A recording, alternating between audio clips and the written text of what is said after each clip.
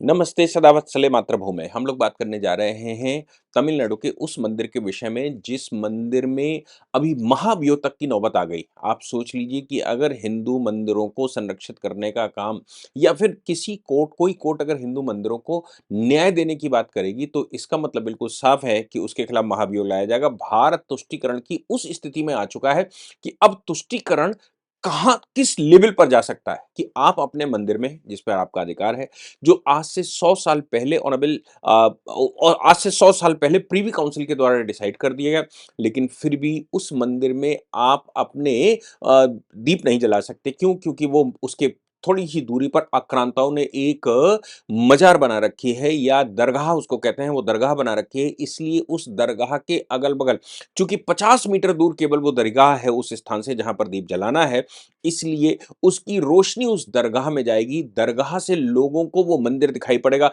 तो सांप्रदायिक सौहार्द बिगड़ेगा और सांप्रदायिक सौहार्द बिगड़ेगा, तो तमिलनाडु में भूचाल आ जाएगा, ऐसा प्रतीत होता है। इसलिए तमिलनाडु सरकार पूरी ताकत से उस मंदिर में दीप ना जला दिया जाए, जबकि जैसे मैंने कहा वो पूरी पहाड़ी भगवान की पहाड़ी है, मंदिर के नाम से पड़ा पहाड़ी है। ये मैं बात कर रहा हूँ थिरुवरंकुंद्रम मदुरै मंदिर की।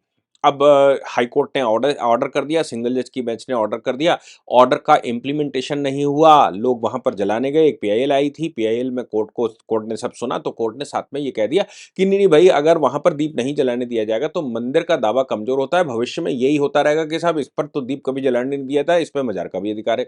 इसलिए वहाँ जो जिसकी ओनरशिप मंदिर की ओनरशिप बनती है, मंदिर की ओनरशिप के जिस हिस्से में भी मंदिर प्रशासन जो करना चाहे वो कर सकता है, भक्त जो करना चाहे वो कर सकता है। इसके साथ मंदिर प्रशासन चूँकि हिंदू एंडोमेंट एक्ट के तहत आती है, इसका मतलब बोर्ड बैठा होगा, तो उनको भी उन्होंने फटकार लगाई और कहा कि ये मंदिर अपनी सुरक्षा के लिए मंदिर अपने दावे को कमज़ोर क्यों कर रहा है? मंदिर को खुद फाइल करना चाहिए, जबकि भक्तों ने फाइल किया है जो कि वहाँ पर पूजा-पाठ करने जाते हैं। मामला है कार्तिकेय दीपम जलाने का। अब कार्तिक पूर्णिमा के दिन वो जलाए जाते हैं और तमिलनाडु की पूरी परंपरा में है। सिकंदर बादशाह की दरगाह वहाँ पर 14वीं सदी में लोगों ने बना दी। वो ऊपर बना दी, नीचे मंदिर बना हुआ, मंदिर के पीछे एक पहाड़ी है। पूरी पहाड़ी वो मंदिर की पहाड़ी मानी जाती है। चूँकि मंदिर आज से 2000 साल पुराना है या 1400-1500 साल पुराना है, तो मंदिर की पहाड़ी पूरी पहाड़ी थी। लेकिन कभी दरगाह बना दी गई होगी, मुसलमानों का शासन रहा होगा, दरगाह बना दी गई, दरगाह बनाने के बाद वो अब उस पर क्लेम करने लगे हैं, वो पहाड़ी पर क्लेम करने लगे। कभी वहाँ पर जाकर बकरा काटते हैं, तो कभी वहाँ बलि चढ़ाने की बात करते हैं, उसी रास्ते से गुज़र के जाते हैं जिस रास्ते में मंदिर पड़ता है और फिर तमाम तरह की वहाँ गंदगियाँ फैलाती हैं। मुस्लिम कैरेक्टर कुछ ऐसा ही है उनके विचार में कि अगर जहाँ पर हिंदू रहता है, हिंदू मंदिर की बात जहाँ पर आती है, वहाँ पर अगर वो इस तरह की अछूत गंदगियाँ फैलाएँगे, तो फिर मंदिर के लोग धीरे-धीरे करके वहाँ से टहलना शुरू कर देंगे, लोग वहाँ जाना बंद कर देंगे और मंदिर इर्रेलेवेंट हो जाएगा, फिर मज़ार उस पर कब्ज़ा कर लेगी, दरगाहों पर कब्ज़ा कर लेगी, ऐसा विचार रहता है। विवाद हम सब जानते हैं 1920 में भी आया था, फिर 1994 में एक पीआईएल आई कि भई यहाँ पर जलाना चाहिए, 2014 में आई कि भई यहाँ पर अनुमति दी जाए। हाई कोर्ट ने डिसमिस कर दी थी, 2025 में भक्तों ने फिर फाइल की, लेकिन इस बार हाई कोर्ट ने अनुमति दे दी। अनुमति देने के बाद राज्य सरकार वहाँ पर गई नहीं, राज्य सरकार ने धारा 144 और लगा दी कि भई वहाँ पर मंदिर में भी कि उस परिसर में लोग इकट्ठे नहीं हो सकते, जबकि मुख्य त्योहार की बात आती है। हम सब जानते हैं कि मुरुगन टेम्पल यानी कि भगवान गणेश के 6 मंदिरों में से जो कि सुब्रमण्य मंदिर कहे जाते हैं, उनमें एक परंपरा है, उनके जुलूस निकलते हैं, उनकी यात्राएँ निकलती हैं, वो बड़ी भव्यता से त्योहार मनाया जाता है। लेकिन राज्य सरकार का विचार कुछ दूसरा है, इसलिए राज्य सरकार उसको इम्प्लीमेंट नहीं करना चाहती थी। Justice G.R.. स्वामीनाथन ने ये आदेश कर दिया 1 दिसंबर को, लेकिन उस आदेश का पालन ना हो पाया तो सीआईएसएफ भेजी गई। सीआईएसएफ को भी वहाँ घुसने नहीं दिया राज्य सरकार ने और राज्य सरकार डिविजनल बेंच में चली गई उस ऑर्डर के खिलाफ। डिविजनल बेंच ने उस ऑर्डर को कन्फर्म कर दिया। राज्य सरकार अब इसके साथ जब कन्फर्म कर दिया तो ऑनरेबल जस्टिस जी.आर. स्वामीनाथन उनके खिलाफ महाभियोग की बात होने लगी क्योंकि उनकी अदालत में आज तक जितने भी मंदिरों के केस गए हैं उन्होंने न्याय किया है, उन्होंने बिना डरे उस पर वो त्रिपुंड लगाकर बैठते हैं। फिर उनकी पार्टिकुलर जाति के ऊपर आक्षेप लगने लगे, उनके जाति सूचक शब्दों का इस्तेमाल होने लगा। ऑनरेबल सुप्रीम कोर्ट चले आए डिविजनल बेंच के खिलाफ। जब सुप्रीम कोर्ट में आया तो सुप्रीम कोर्ट में ये बताया गया कि जिस जज ने ये ऑर्डर किया है उसके खिलाफ भी ये लोग दुनिया भर के प्रोपेगेंडा चला रहे हैं। हालांकि सुप्रीम कोर्ट ने ये भी कहा कि हमारे धैर्य की परीक्षा मत लो, हम ये जो न्यायालय है, न्याय का स्थान है, यहाँ जजेस अपने लिए नहीं बैठते, जजेस न्याय करने के लिए बैठते हैं। अगर कोई जज ने न्याय किया है और आपको वो पसंद नहीं आता, तो आप उसकी ऊपरी अदालत में जा सकते हैं, लेकिन जज के खिलाफ व्यक्तिगत टिप्पणी नहीं की जा सकती। ये सुप्रीम कोर्ट की डिविजनल बेंच ने एक आदेश कर दिया, मतलब चिल्ला दिया कोर्ट के अंदर ही। लेकिन राज्य सरकार को तो ये बड़ा नागवार गुजरत रहा। राज्य सरकार को लगा ना हाई कोर्ट सुन रहा है, ना हाई कोर्ट की डिविजनल बेंच सुन रही, ना सुप्रीम कोर्ट की डिविजनल बेंच सुन रही। अब वो महाभियोग की तैयारी करने लगे। 100 से अधिक सांसदों के दस्तखत हो गए महाभियोग को लेकर। हम सब जानते हैं महाभियोग इतना आसान नहीं, 2/3 बहुमत चाहिए होता है। महाभियोग के लिए पार्लियामेंट जो है वो कमेटी, जिस सदन में रखा जाता है वो एक कमेटी बनाता है, कमेटी पे जांच होती है, जांच की रिपोर्ट आती है, रिपोर्ट के बाद उस पर वोटिंग होती है, उसके बाद महाभियोग की कार्रवाई शुरू होती है। फिर उस जज के खिलाफ जो भी मटेरियल मिला हो उस पर काम होता है और फिर दूसरे सदन में जज को अवसर भी मिलता है, तब कहीं न महाभियोग आता है। 2/3 बहुमत तो विपक्ष के पास छोड़ दिए, विपक्ष के पास तो बहुमत भी नहीं है। इसलिए ये हो तो प्रैक्टिकली तो संभव नहीं है, लेकिन जज के ऊपर दबाव बनाने के लिए ये सब कुछ किया जा रहा है। अमित शाह जी ने इस बात का जवाब पार्लियामेंट में दिया और उन्होंने कहा कि इतने सालों के इतिहास में पहली बार, आज़ादी के बाद पहली बार हमें ये सुनने में आया है, ये देख रहे हैं कि किसी जज ने जब न्याय किया तो उस केवल न्याय क्या किया, हिंदू मंदिरों को न्याय कर दिया। अगर हिंदू मंदिर को न्याय करने पर उसके खिलाफ महाभियोग की तैयारी इंडी गठबंधन कर रहा है। इंडी गठबंधन में ये सारे शामिल हैं जिनको मुस्लिम बहुत अच्छे लगते हैं, जिनको हिंदुस्तान के अंदर माइनॉरिटी प्रिवेल करता दिखाई पड़ता है। ये सब कुछ चल ही रहा था, तभी राज्य सरकार फिर से हाई कोर्ट पहुंची। अभी राज्य सरकार फिर से हाई कोर्ट पहुंची, तो राज्य सरकार अब नई बातें कर रही है। राज्य सरकार ने हाई कोर्ट में जाकर कहा, मतलब अब उस आर्गुमेंट को समझिए, मैंने ये ब्रीफ किया पीछे वाला, उस आर्गुमेंट को समझिएगा, बड़ा खतरनाक आर्गुमेंट उन्होंने किया। तमिलनाडु सरकार ने मद्रास हाईकोर्ट की divisional bench justice G Jayachandran और जस्टिस के रामकृष्ण के सामने अपील में नई मजबूत दलीलें पेश की। एडवोकेट जनरल खुद प्रेजेंट हुए। भक्तों को कानूनी अधिकार नहीं है कि वो फाइल कर सकें, मतलब भक्तों को कानूनी अधिकार नहीं कि वो दीप थून पर वहां जला सकें। भक्तों को, मंदिर में जो परमानेंट भक्त जाते हैं उनको ये मौलिक अधिकार नहीं है, ये राज्य सरकार ने कहा। ये निजी रिट याचिका है, ये पब्लिक इंटरेस्ट लिटिगेशन नहीं है, ये प्राइवेट इंटरेस्ट लिटिगेशन है और ये लोग लेकर आए हैं। इससे क्या मतलब है, या तो राज्य सरकार लेकर आती और या फिर मंदिर प्रशासन लेकर आता। अब सवाल ये पैदा होता है, मंदिर प्रशासन तो हिंदू रिलीजियस एंडोमेंट बोर्ड के अंदर अंतर्गत आता है। जब वो बोर्ड के अंतर्गत आता है, बोर्ड तो राज्य सरकार का ही अंडर में आता है, तो राज्य सरकार या बोर्ड क्यों? वो तो जब टूटा फाटी हो रही, मंदिर खत्म हो रहा है, मंदिर के खिलाफ क्लेम किए जा रहे हैं, मंदिर में त्योहार नहीं मनाने जा रहे हैं, दीपक तक नहीं जलाने दिया जा रहे हैं, तो फिर ऐसी परिस्थिति में जब मंदिर प्रशासन आएगा नहीं, क्योंकि मंदिर प्रशासन राज्य सरकार के मातहत आता है, तो फिर कौन क्लेम करेगा? इसलिए वो कहते हैं कि नहीं, ये तो प्राइवेट लिटिगेशन है। कुछ लोग प्राइवेटली लोग आ गए जिनको ये विवाद करना था, बाकी ना तो सरकार आई ना मंदिर आया, तो फिर क्या है? एक आर्गुमेंट ये किया। फिर उन्होंने एक और बड़ा अच्छा आर्गुमेंट किया। उन्होंने कहा आर्टिकल 226 जिसके तहत ये आया है, वो रीति रिवाजों में हस्तक्षेप नहीं कर सकते। हाई कोर्ट की रिट अधिकारिता, यानी कि आर्टिकल 226 में सुनवाई पर ही सवाल उठा दिया और ये कहा गया कि लंबे समय से चली आ रही धार्मिक रीति रिवाजों को बदलने के लिए इस्तेमाल नहीं किया जा सकता। आप वहां रीति रिवाज ये है कि वहां तो मंदिर में दीपक जलाया नहीं जाता था, वो तो ये नहीं होता, वो तो मजार है, मजार का सम्मान होता था और मजार वहां हिंदू मुस्लिम एकता होती थी, वहां भाईचारा था।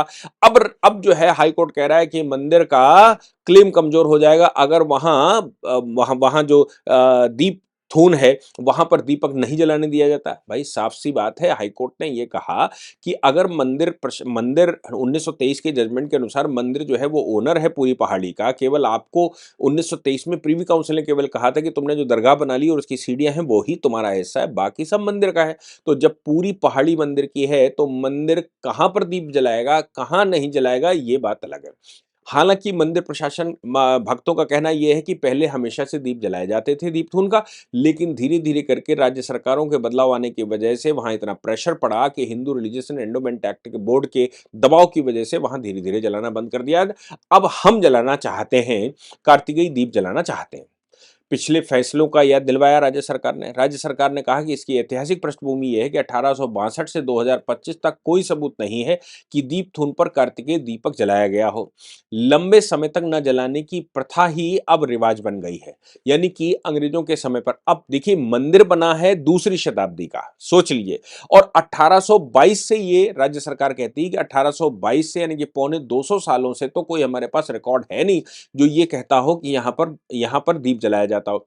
लेकिन राज्य सरकार ये नहीं कह रही है कि शुरू से ऐसा नहीं किया जा रहा है। यानी कि मंदिर जब बना था, दीपथून बना किसके लिए होता है? उसका नाम ही दीपथून है, किस लिए? वहाँ पर बड़े स्तर पर लौ जलाई जाती है। कार्तिकेय मंदिर, कार्तिकेय दीपंग जिसको कहा जाता है दीपथून पर, वो कार्तिक के महीने में जलाया जाता है पूर्णिमा के दिन।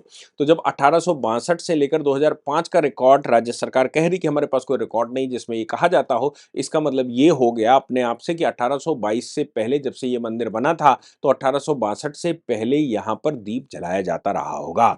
अब वो अलग बात है कि अंग्रेजों के बैठने के बाद और राज्य में सरकारें बैठने के बाद हिंदुओं के दावे को कमजोर कर दिया। अब ये तर्क तो अयोध्या के राम मंदिर में भी दिया जा रहा था कि साहब ये तो 1562 1566 की वो 1524-25 की बात है, जब ये हुआ था, वो हुआ था, ऐसा हुआ था, वैसा हुआ था और तब से तो साहब गुम्बद बने हुए हैं, राम जन्मभूमि कहाँ है? लेकिन ऑनरेबल सुप्रीम कोर्ट ने बाद में डिसाइड किया ना, जब निर्णय के बाद उन्होंने कहा कि नहीं, मंदिर तो यहीं पर था, इसके हमारे पास पुख्ता सबूत है, इसलिए ये मंदिर ही है। तो वो तो 400 साल तक वहाँ नहीं कुछ करने दिया, तब भी हाई कोर्ट, सुप्रीम कोर्ट ने निर्णय दिया कि भाई अगर गलत हो गया तो उसको सही किया जा सकता है।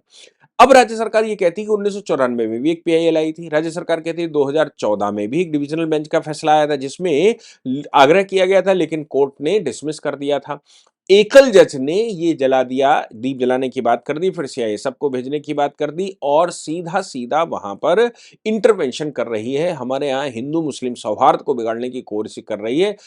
हमारे यहाँ लगातार वो इंटरवीन कर रही है। राज्य के लिए लॉ एंड ऑर्डर की व्यवस्था खराब होती जा रही। हाई कोर्ट की सिंगल बेंच ने ये भी कहा था, लॉ एंड ऑर्डर संभालना तुम्हारा काम है। अगर लॉ एंड ऑर्डर नहीं संभाल सकते तो क्यों हो भाई सत्ता में? लॉ एंड ऑर्डर संभालना तुम्हारा काम है, इसलिए जहाँ पर मंदिर है, मंदिर के कौन से हिस्से पर भक्त क्या करना चाहते हैं, ये भक्त तय करेंगे। ये हिंदू समाज तय करेगा। ये मंदिर जो मजार है वो 50 मीटर दूर रह जाती है वहाँ से, इसलिए क्योंकि वहाँ से दीप जलेगा और वहाँ दिखाई देगा, ये नहीं चलेगा। ऑनरेबल हाई कोर्ट के इस आदेश पर बवाल मचा हुआ, लेकिन डिविजनल बेंच के सामने फिर से इन लोगों ने स्टेटस मेंटेन करने की बात कही, नए आर्गुमेंट के साथ पहुंची। हालांकि मैंने जैसे कहा कि अमित शाह जी ने लगातार क्रिटिसाइज किया है केंद्र की सरकार के टाइम पर, वो ये निश्चित है कि वो महाभियोग तो नहीं ला सकते, लेकिन जज के ऊपर दबाव बनाना चाहते हैं। जज के ऊपर दबाव बनाने की ये लोग कोशिश कर ही रहे थे, तब तक जज साहब ने, वो सिंगल जज ने क्या किया कि राज्य सरकार के उन अधिकारियों को जिनको आदेश दिया गया था, उनके खिलाफ, इधर ये महाभियोग की तैयारी कर रहे हैं, इनके खिलाफ महाभियोग लाएंगे, दबाव में लेने की कोशिश कर रहे हैं, लेकिन स्वामीनाथन साहब ने दबाव माना नहीं। उन्होंने क्या किया कि जिन अधिकारियों को, मुख्य सचिव सहित जो अधिकारियों को उन्होंने आदेश किया था, उनको तलब कर लिया और कंटेम्प्ट का केस चला लिया और उन्होंने कहा कि ये कंटेम्प्ट है और आपने हमारे आदेश का पालन नहीं किया। हमने तुम्हें आदेश दिया था, तुमने हमारे द्वारा भेजी गई सीआईएसएफ को भी रोक दिया, धारा 144 हमने निरस्त कर दी थी वहां पर, फिर भी तुमने पुलिस वहां पर खड़ी रही और लोगों को घुसने नहीं दिया। इसमें झड़प हुई, लोगों को लाठीचार्ज कर दिया, पुलिस ने मारपीट कर दी, हाईकोर्ट के आदेश के बावजूद मारपीट हो गई, इसलिए तुम्हारे खिलाफ कंटेम्प्ट का केस बनता है और उनको नोटिस कर दिया। इस नोटिस को भी अब डिविजनल बेंच के सामने चैलेंज किया गया है और ये कहा गया है कि भाई ये जो जज साहब हैं ये बड़े खतरनाक टाइप के हैं, ये जज साहब हमारे कामों में इंटरवीन कर रहे हैं, ये जज साहब ठीक नहीं कर रहे हैं, इनके ये अपने अधिकार क्षेत्र को क्रॉस कर रहे हैं, आर्टिकल 226 की पावर को क्रॉस कर रहे हैं। हालांकि सुप्रीम कोर्ट ने, मैंने जैसे कहा था, सुप्रीम कोर्ट ने कहा था हमारे धैर्य की परीक्षा मत लो, इसी मामले में कहा था। आप समझिए कि भगवान मुरुगन के 6 मंदिर वहां पर कहे जाते हैं और उन 6 मंदिरों में, सुब्रमण्यम के 6 मंदिर यानी कि भगवान गणेश के बाल स्वरूप की पूजा की जाती है, ऐसा मैं, जहां तक मुझे जानकारी मिली, आप अगर मैं गलत हूं तो आप लोग सही करके उसको लिखकर बताइएगा।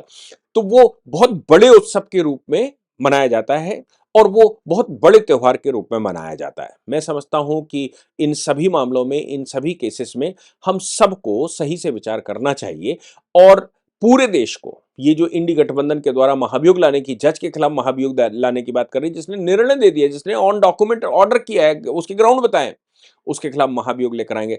अभी आबादी केवल 15% है, 17% है, तब ये हाल है। आबादी जिस दिन बढ़ जाएगी उस दिन ये विपक्षी क्या करेंगे, और भारतीय जनता पार्टी की सरकारें केंद्र से चली जाएं तो ये विपक्षी क्या करेंगे।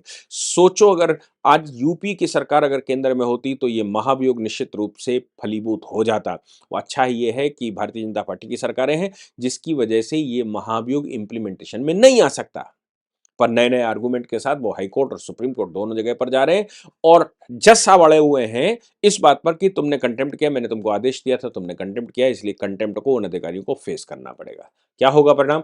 आगे देखेंगे। लेकिन अभी रोज़ अपडेट इस पर आ रही है, चूँकि तमिलनाडु का ये बड़ा भी मुद्दा बन चुका है। राज्य सरकार ये भी उसमें कहती है कि नहीं, नहीं, ये तो ध्रुवीकरण का प्रयास चल रहा है, चूँकि राज्य राज्य में चुनाव है, इसलिए हिंदू बनाम अदर्स करने का, हिंदू बनाम मुस्लिम करने का प्रयास ये लोग कर रहे हैं और इसमें जज साहब भी शामिल हैं। ऐसा तमिलनाडु सरकार लगातार कहती जा रही है।